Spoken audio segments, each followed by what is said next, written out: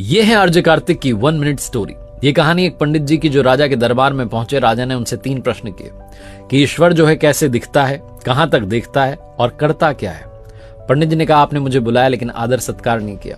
तो दूध का ग्लास मंगवाया गया।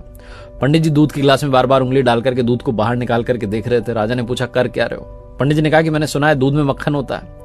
राजा ने कहा ऐसे थोड़ा ना मिलेगा, दूध से दही बनाया जाता है, दही को मथा जाता है, फिर मक्खन मिलता है।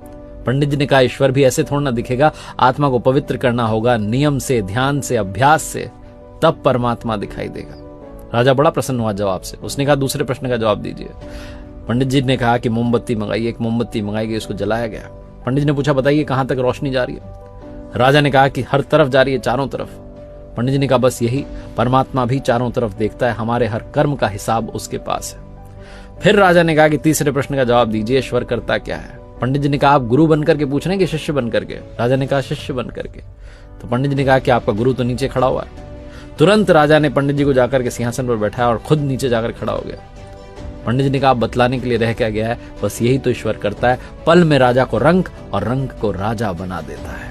बहुत छोटी सी कहानी जिसका सार समझाता है भरोसा बनाए रखिए, प्रभु सब कुछ संभाल लेंगे, वो सब कुछ देख लेंगे, बस आपकी आराधना में, पूजा में, भक्ति में कमी मत होने देना।